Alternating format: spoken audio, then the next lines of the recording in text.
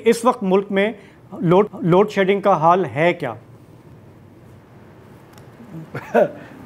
बहुत शुक्रिया मुझे इनवाइट करने का। पहले तो मुझे आप शाबाश दें कि ये सारी चीज़ें जो आपने बताई हैं इनको जानने के बावजूद ये मैंने पोजीशन एक्सेप्ट की है। So please wish me good luck also and just pray for me कि खुदा खैर से रखे और इन प्रॉब्लम्स को हम कम कर सकें।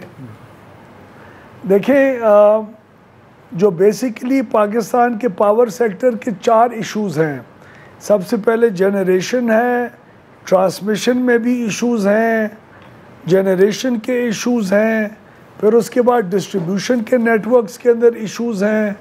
और इन तीनों इश्यूज़ को हमने अगले चंद सालों के अंदर कोशिश करना है कि जितने इश्यूज़ को रिड्यूस कर सकें करें। जनरेशन का सबसे पहले इशू ये है कि 2013 से 18 के दौरान जब लोड शेडिंग के अंदर मुल्क जी डूबा हुआ था तो हमें एक क्रेज़ था और सही था, लोगों की डिमांड थी कि लोड शेडिंग कम करो। उस वक्त जितने भी पावर प्लांट्स लगाए गए वो एक बेसिक एस्टिमेशन के मुताबिक लगाए गए कि आपकी डिमांड क्या होगी।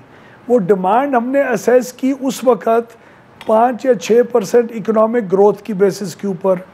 वो जब डिमांड के मुताबिक प्लांट्स लगा दिए और इकोनॉमी ग्रो नहीं हुई और हमारी जो डिमांड की जी मटीरियलाइजेशन है वो जब नहीं हुई तो हमारी कैपेसिटी पेमेंट्स बढ़ी। कैपेसिटी पेमेंट्स बढ़ी तो हमारा इस वक्त 75% of the cost of power is our capacity payments और फ्यूल कॉस्ट बहुत कम है उसकी बनस्बत। उसकी वजह से बिजली महंगी हुई। बिजली महंगी हुई, हमारी डिस्ट्रीब्यूशन कंपनीज़ के अंदर गवर्नेंस और भी कमज़ोर होती रह गई। गवर्नेंस की तरफ किसी ने ध्यान नहीं दिया।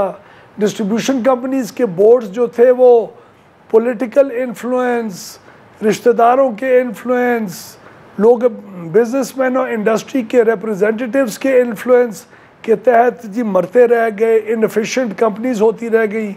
वहाँ से हमें पैसों की आमद नहीं हुई और ये सर्कुलर डेट जी बढ़ता गया। अब हमें तीनों फ्रंट्स के ऊपर आज भी अगर मैं आपको बताऊं तो हम सस्ते प्लांट्स को छोड़ के महंगी बिजली, आज के दिन 29 मई को हमने महंगी पावर ली है और सस्ती पावर छोड़ी है in the form of lucky का जो एनर्जी का प्लांट है कराची के अंदर।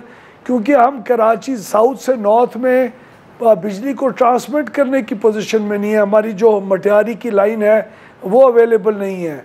तो हमने 3-4 मुख्तलिफ स्ट्रेटजीज़ के तहत इसको अटैक करना शुरू किया है। इसको पहले तो आइडेंटिफाई किया है पहले 6-8 हफ्ते में और फिर अपने पावर सेक्टर रिफॉर्म्स के ज़रिए इसको हम टैकल करने की पूरी कोशिश करेंगे, including the privatisation process, including हमारा जो इम्पोर्टेड कोल है उसे थर कोल के ऊपर शिफ्ट होना, जो हमारे 4 बहुत बड़े प्लांट्स लगे हुए हैं।